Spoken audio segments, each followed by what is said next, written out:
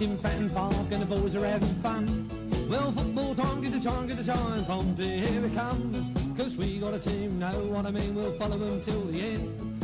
Roar, roar, that's what we're for, down at the Fratton Inn. 'Cause Pompey, Pompey, Pompey, you're the team. Pompey, Pompey, Pompey, Pompey, you're the cream. Pompey, you're the greatest, and we'll keep following you. We'll keep following Pompey, following the boys in blue. We'll keep following Pompey, following the boys in blue. Good morning, good afternoon and good evening, whatever time you're listening, and welcome to the Pompey Memes podcast with me, Chiv, and my co-host Sam.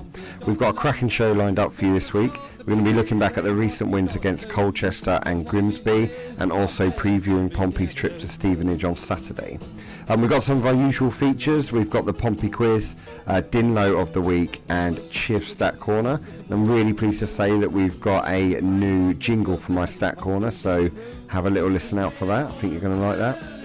Before we do all that, let's take a look back at our recent match against Colchester United.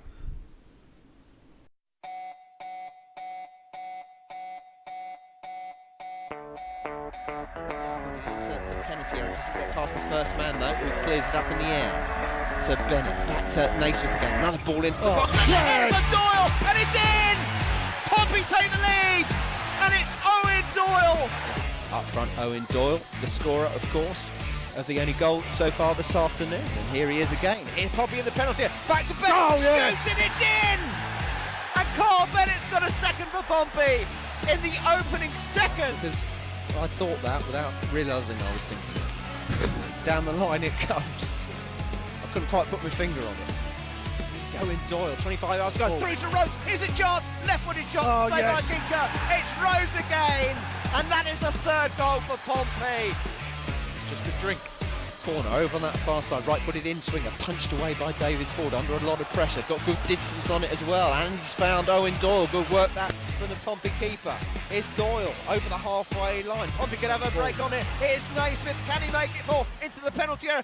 Left-footed shot. Yes. And it's Michael Doyle with his first goal of the season, and Pompey's fourth of the afternoon, and that's going to wrap things up for Pompey. Added a second. Great endeavour for a third, and then a fourth from Michael Doyle. There is the final whistle.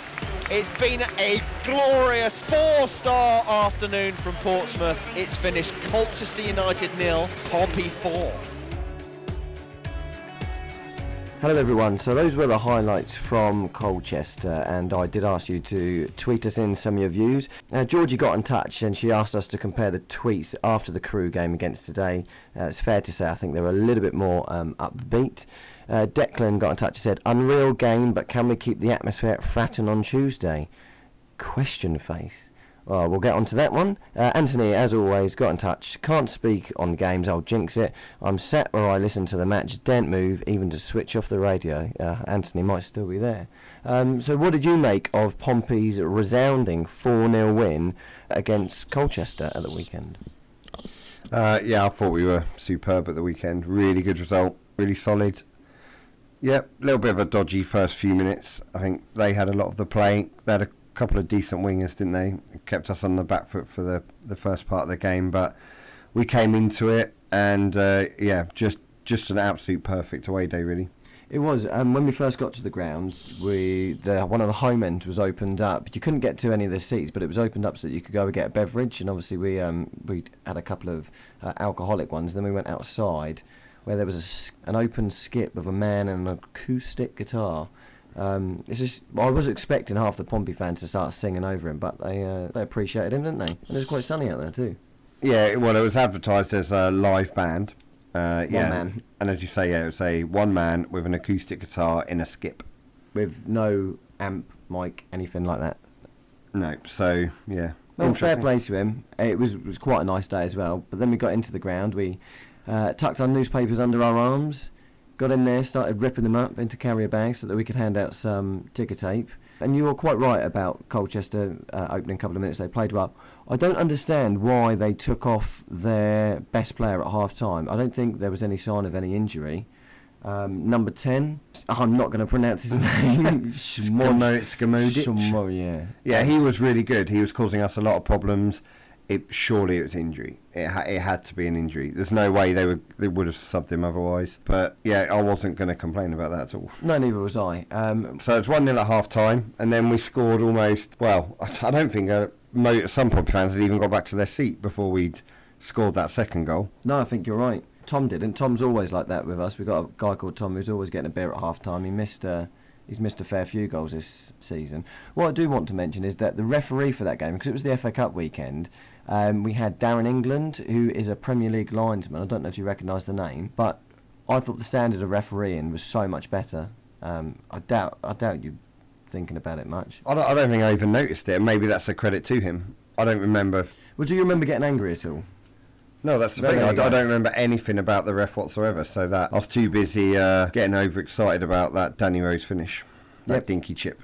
Danny Rose, who, as well as numerous other players, himself, Kyle Bennett, Cal Naismith, they're all hitting form at the right time. Yeah, they are. But what I did notice about Naismith, like I said to you in the match, is that on 4 separate occasions that I counted, his teammates had a go at him for not tracking back. He seemed a bit lethargic. So he stayed on for into the second half, didn't he? And then he came off on 74 minutes for Hunt. But I'm surprised he lasted so long. I firmly believed he was carrying an injury. He was not as mobile as he normally is. Noel Hunt, at the moment, I'm going to be bold and say it, I prefer Noel Hunt coming on to Connor Chaplin. Well, I mean, I've not been the biggest Hunt fan. I've got to say, I didn't quite see what he brought to us. But when he came on at Crawley, he's completely changed my opinion now. He was an absolute pest. He reminds me of when we used to play Man City and they had Paul Dickoff, and he was an absolute pain in the arse. He just wouldn't give your defenders or your keepers 5 seconds to clear it, and Hunt does that for us. Do you remember he charged Crawley, charged down the keeper's clearance and nearly scored Almost from went it. in, yeah, ball was curling into the goal. That's what he's about. That's what he's about. He's an absolute little pain in the arse up front, but quality if he's in your team. Owen Doyle on the score sheet at last. Yeah, I'm really pleased for him to score a decent little header. Sneaked him in front of the defenders, so yeah, that was good. Felt for him a bit. I was really impressed that he had the balls just step up to take the penalty at Crawley, and he was the first one to the ball after we got the penalty. Yeah, and I thought at the time, because he picked up the ball right in front of us, and I thought at the time, you know what, if he misses this, I'm not going to have a go at him because he's just stepped up when he's already under pressure to take the penalty.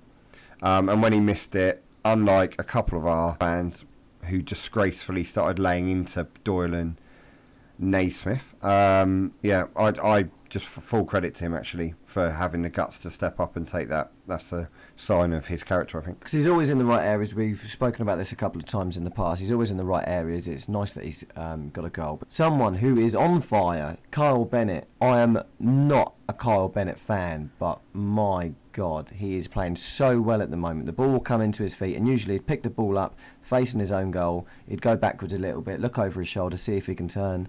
At the moment, he's not doing that. He's just dropping his shoulder, and he's carrying the ball with him, and he's going forward, and he's attacking. And that is just, where has this man been for the past 2 years? No, I've no idea. I believe recently his wife's had a baby. I think I'd be right in saying that. I think I saw that on Twitter.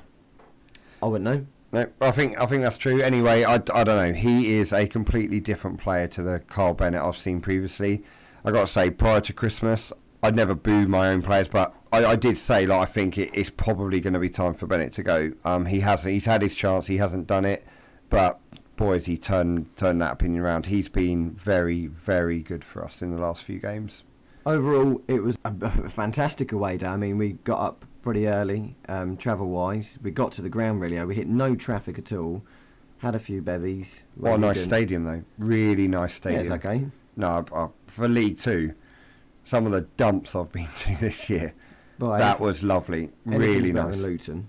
But yeah, good traffic on the way back. No issues. The atmosphere was absolutely quality. The ticker tape, there was a great big massive St George's flag with Portsmouth written all over it, or Pompey. Fantastic away day.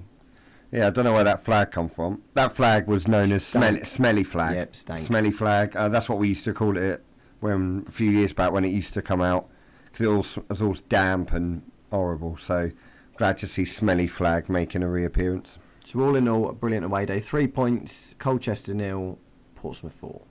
So let's go to our first feature of the podcast. We've always asked you to put yourselves forward to do our Pompey quiz, and Georgie has done exactly that. Hello, Georgie. Hi guys, how are you? Yeah, not too bad, thank you.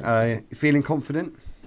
I don't know. It's easier when you're answering it and you're not on the phone, I think, but we'll see. Yeah, I guess so. The pressure of doing it under a time limit. Okay, so you've listened before to our podcasts. So you know the format. We're going to ask you up to 10 questions, and you've got 1 minute to get as many right as you can. So our current record holder is Josh. You've got 8. Ooh, that's a lot. God. But he didn't manage I to got answer them 10. all, but I wasn't online, was I? So it doesn't count. Oh, no, it doesn't. Everyone gets them while they're listening to someone else do it. Exactly. Okay, so are you ready to start? Go for it. Okay. So I'll go first, and you've got 1 minute. Okay, are you ready? Yeah. Okay, let's go. Which League 2 team were nicknamed the Glovers? Oh God. Why do I not know that? Just pass if you don't know. Pass. Which international team does David Ford represent? Ireland. Which island? Republic of. Yeah. True or false, Pompey have only lost one league game by a single goal this season? False. Well, which EFL club did Pompey sign Christian Burgess from? Peterborough. Which Pompey coach departed the club to join the England setup? Ian Foster. Correct. Who's Pompey's last game of the season against? Oh. I do not know. Pass. Okay. Which team does Paul Cook support? Liverpool. Correct. If you add Clark's number and Stephen's number, what do you get? I don't know. Pass. Okay. Ben Close is on loan to which non-league club? Eastleigh.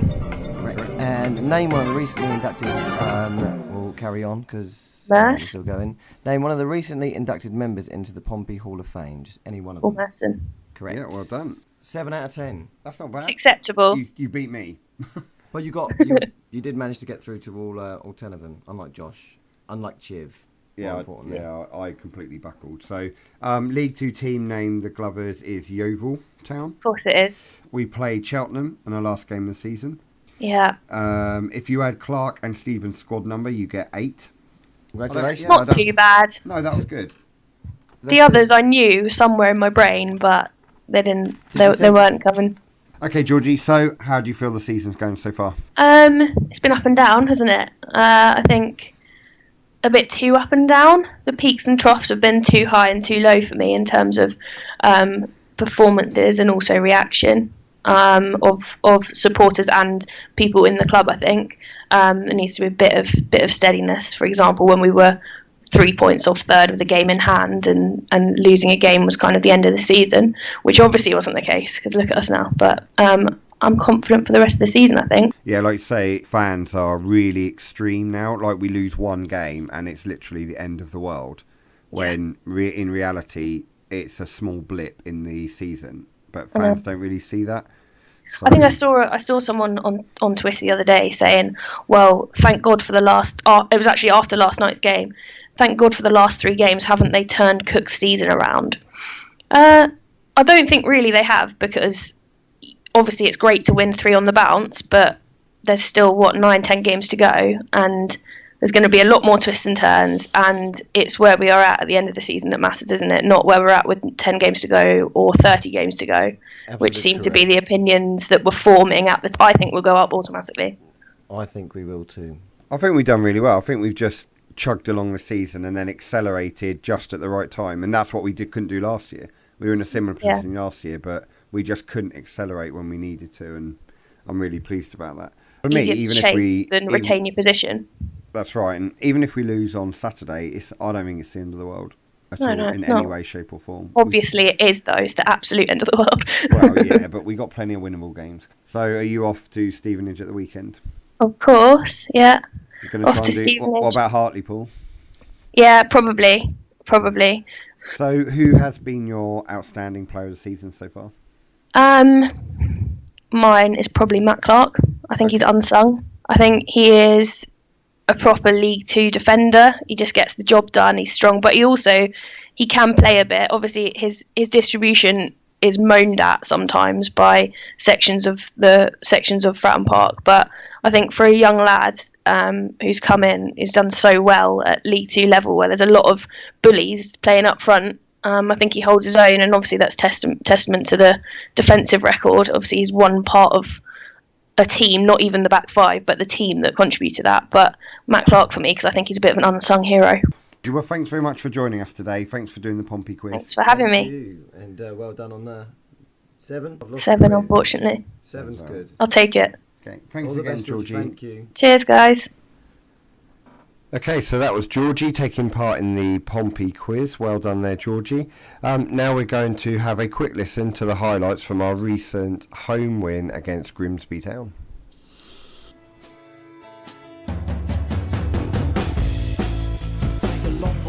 Left boot upfield towards Doyle, who's done well to trap and control and find the informed Kyle Bennett. Tries a shot, deflected in the net, and that's the start Pompey were looking for. Kyle Bennett, a rejuvenated player. That's 3 goals now for him in as many games, and Pompey 1-0 up here against Grimsby. Good control from Gareth Evans after the ball from Carl Baker. Finds Bennett, Cruyff turn, out to Danny Rose, hits it with his left, another deflected effort, another goal. It's Pompey 2, Grimsby Town 0, and Danny Rose down by Gareth Evans on halfway.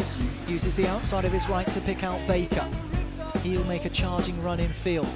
Nice ball, skips in between 2 players and finds Evans, back to Baker, onto his right, tries a shot, in the net, 3-0 before half-time. Lovely finish from Baker, high above McEwen, and he charges away in front of the South Stand.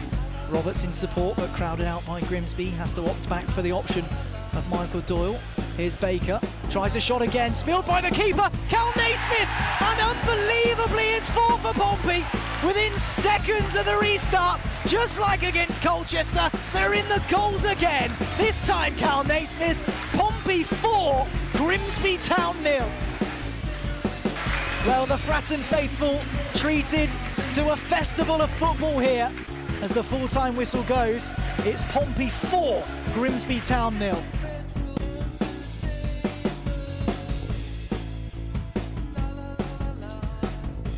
So, Pompey ran out 4-0 winners at home against Grimsby, and again, as always, I asked you to get in touch. Sam Thorpe got in touch. Good old Sam. He's a part of our away day buddy. He's an away day buddy, and he asked. He just said, "Danny Rose is a boss." And Georgie got in touch and said, "N'Golo Rosie," for N'Golo Kante.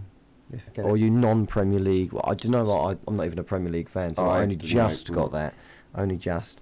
James Milne said, "At one point I thought we had 3 Roses and 2 Bakers on the pitch. They were everywhere. Top performance." Now, just from those 3 comments, it's all about Danny Rose. How good was he? He was very good. Yeah, my man of the match. I know Baker got it. I'm not going to moan about that because he also played very well, but Danny Rose was my man of the match. Actually, saying that, because we exchanged puzzled looks when Carl Baker was given man of the match, but actually thinking back against it, that's probably one of Carl Baker's best performances as well. But there were so many players on the pitch that played well. I think Gareth Evans, who I love, I don't remember him doing much. He didn't have to. Well, yeah. we were so attacking from midfield that he didn't actually have to step up and do it, because normally he's quite a forward-thinking player. He's overlapping, and Baker was on fire so much that with Bennett down the right-hand side and Naismith chipping in as well, that he didn't have to. He didn't really have to push forward that much. Carl Bennett getting another goal, 3-3. Admittedly, it was a deflection, but who cares? I couldn't give a shit if it's a deflection. How many times do we have bad luck? I will take every deflection, every goal off someone's arse. I'll take anything. Well, I'm sure there's some moaners out there that were saying, "Oh, we only won 2-0 because 2 of them were deflections." So, doesn't count, does it? We probably lost that game, actually, in fairness. No, we didn't. What do you reckon of the atmosphere? How good was Fratton Park atmosphere? I haven't experienced that since, I don't know, it's the first time it's ever been like that when Paul Cook's been here. Well, yeah, it was really good and a lot better. But that's what it should be like every game. If we didn't have so many bloody moaners in the stadium, it would be like that every game. But I think we've got a few moaners around us, haven't we? And I turned round and had a sort of cheeky glimpse up at them. And even they were joining in the chants. One of them wasn't clapping, still. But even they were joining in the chants.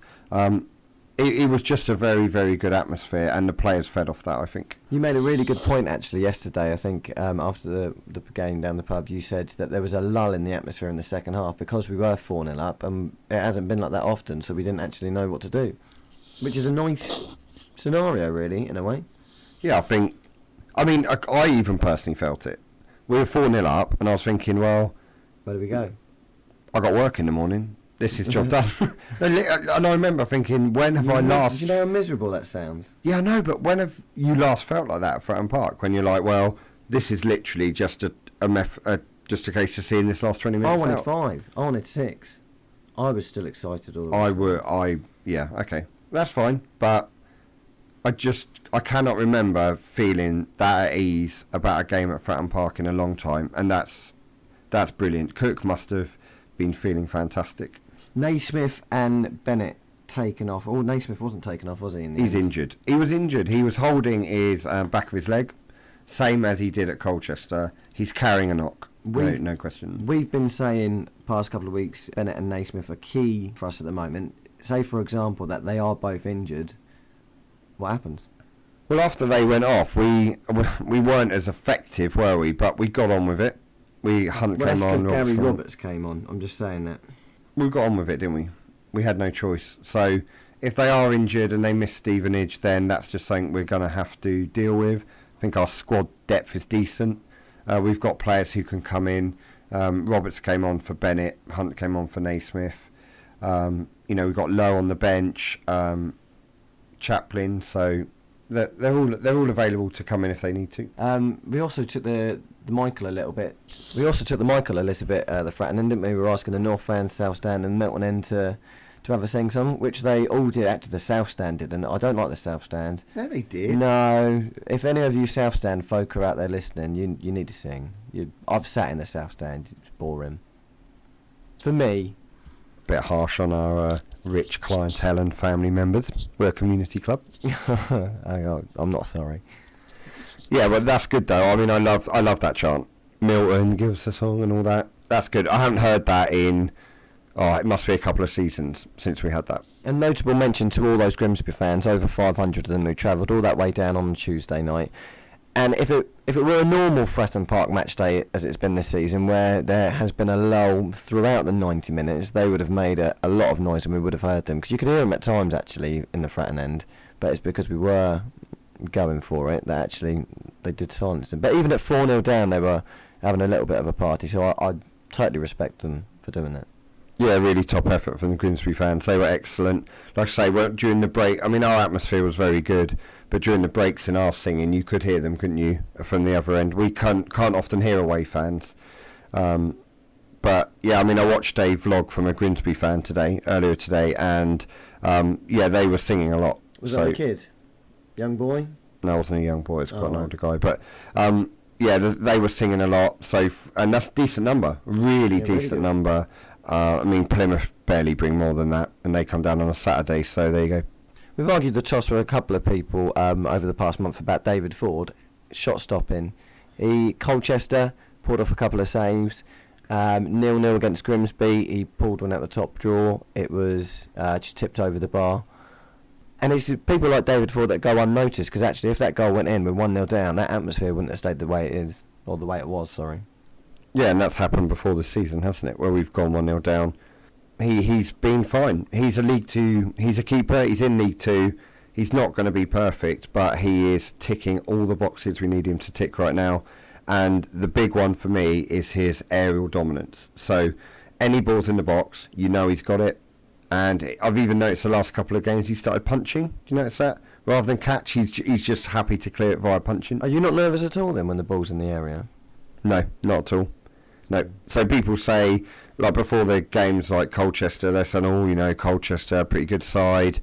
And even Stevenage coming up, not worried about Stevenage. No, I'm not, because they haven't played our defence and we've got the best defence in the league. So, no, I'm not worried about playing anybody at the moment.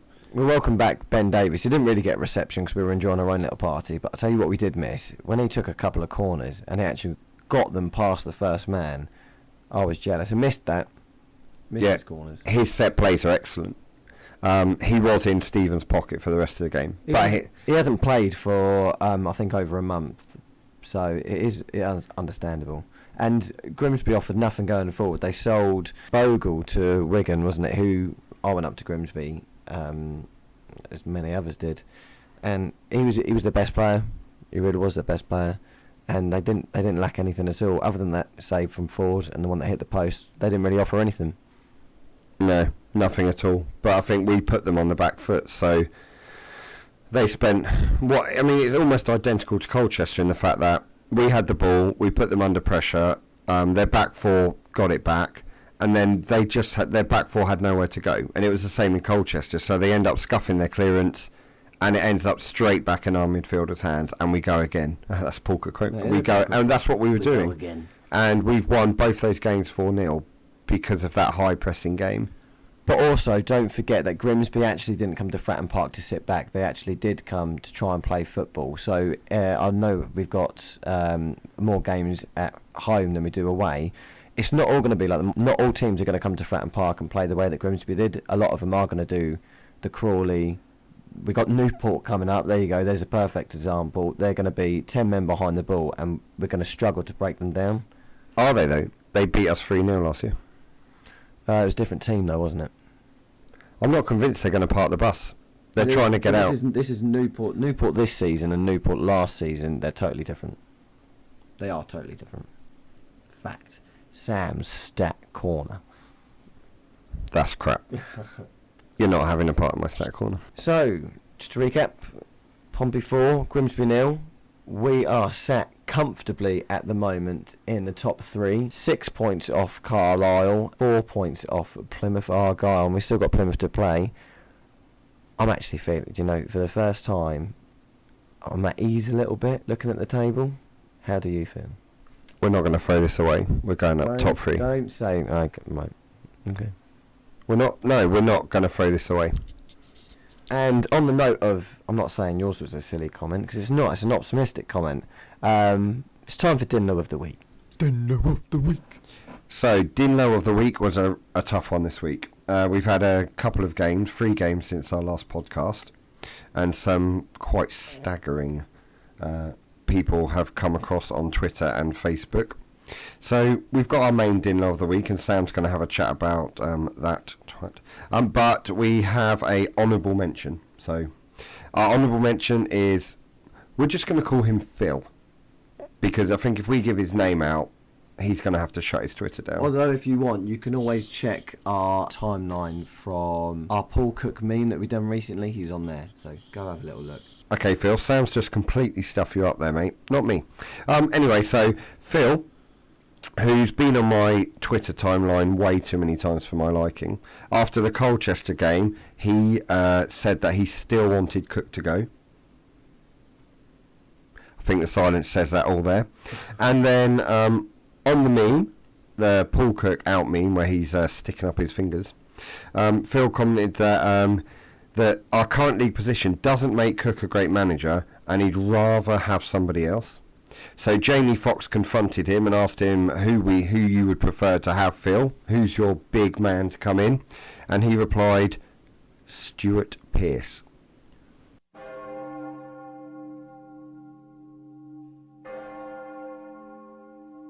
Staggering. So our winner of Dinlo of the Week is going to go to a man who we don't know the name of. He was in front of us at the Colchester game, and for the first half, actually, to be fair, didn't really notice much about him because he didn't say anything. Second half, he still didn't say anything second half, but I noticed his facial expressions when we were 3-0 up, 4-0 up, and we were singing, we were having a party, saying we are going up. The faces that he was pulling, he stood all game, arms crossed, turning round to the fans, shaking his head, tutting, and then eventually, when Gary Roberts was coming on, I started singing We've Got Roberts, even though I don't like Roberts, but I just wanted to have a little sing-song. He turned round, 4-0 up at this time, and said, "What's Roberts got to do? Why are you singing Gary Roberts songs?" He was the most miserable... Can I say wanker? No. Okay, I can't say wanker. He was the most miserable man I have ever seen at an away game. And the fact that he was on his own, he travelled up all that way, he didn't sing once, he didn't smile. I don't think he cheered or clapped when any of the goals happened. And we've got photos of Danny Rose, because Danny Rose celebrated right in front of us when we're in the pictures. He's in the picture, and he looked miserable. I don't know what he wanted. I don't know what he expected. I don't know what would have made him clap and sing after travelling all that way to Colchester. I would gobsmacked. I'm speechless as it is, but he is the winner of Dinlo of the Week. Dinlo of the Week. So before we preview Pompey's game against Stevenage, shall we take a little trip to Chivs Stat Corner? Yeah, let's do that.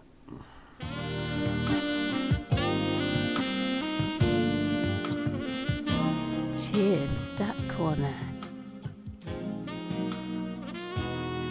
Everyone likes a good stat.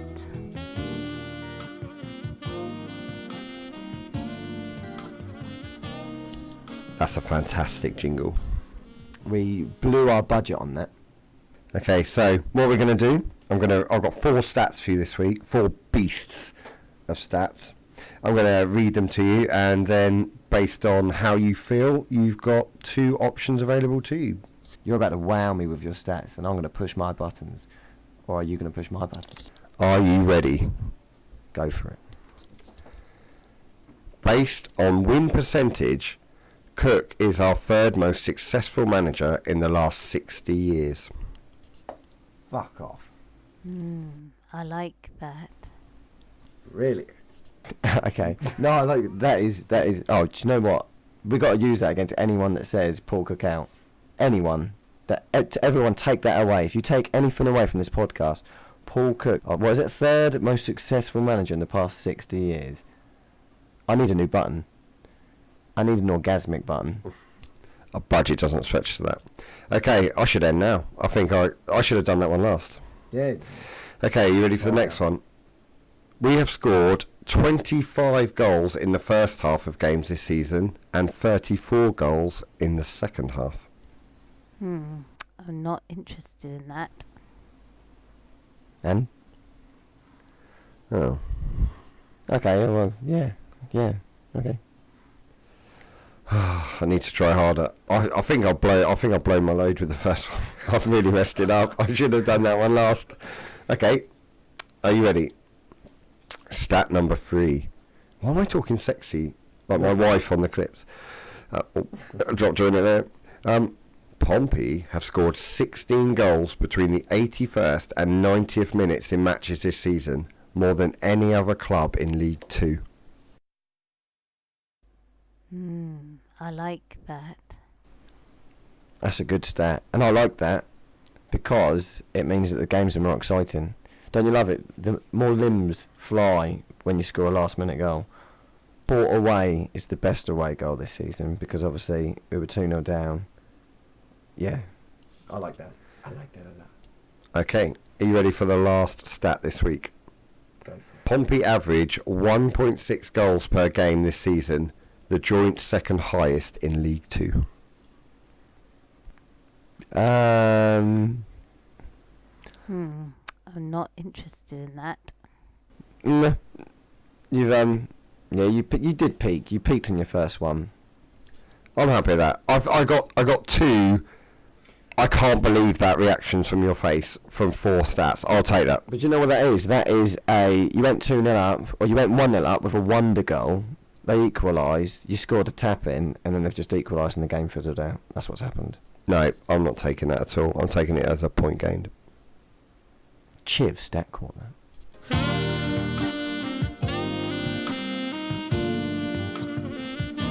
Chivs Stat Corner. Everyone likes a good stat.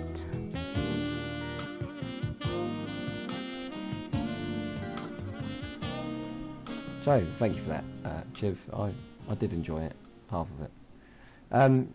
Let's have a little talk about Stevenage. Before we actually speak about the game, don't forget to everyone, bring in your newspapers to the ground once you're in there, shred them up, have a bit of a ticker tape party. We always go around because we bring tons and tons of newspaper, and we always go around before the match handing out some ticker tape So if you see us, don't be greedy, share it out, be positive, but bring your own if you can, and we'll have a really good time.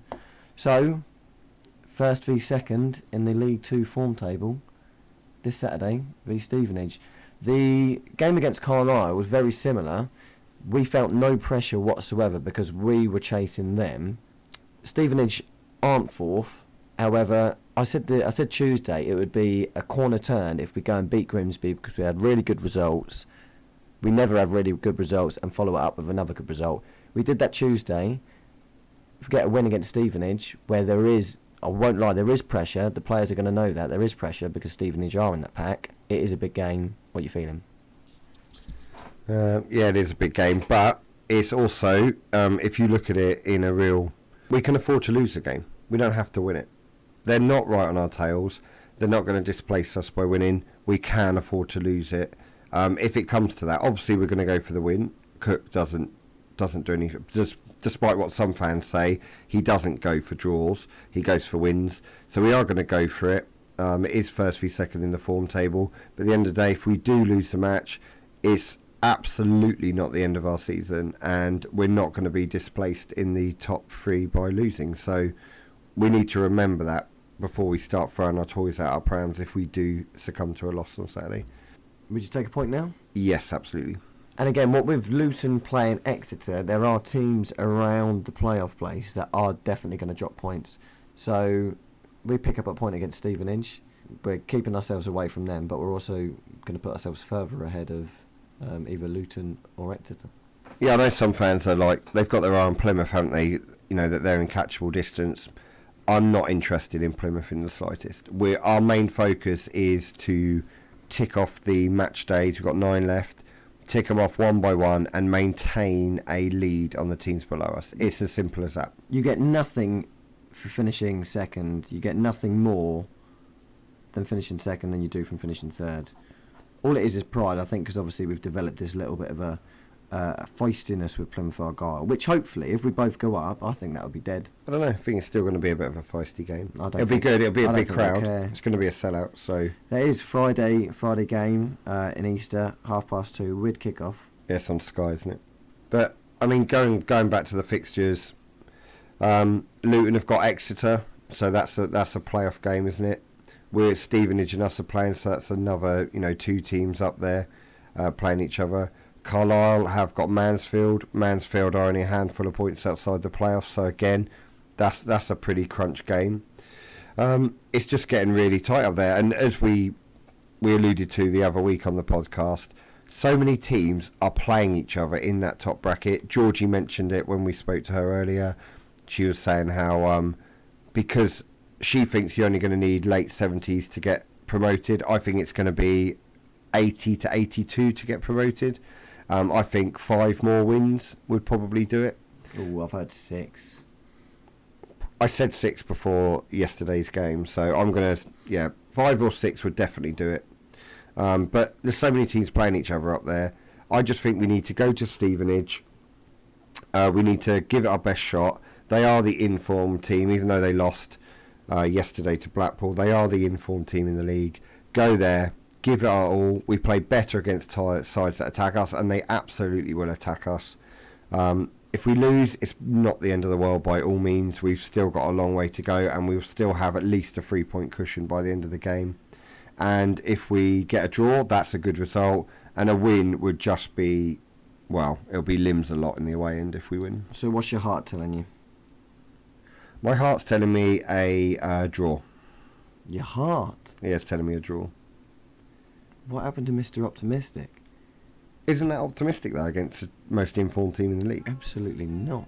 We hope you all do bring your newspapers, because personally I just think the ticker tape looks really good. It looked decent against Carlisle. Not embarrassing, like some people have mentioned. You're embarrassing.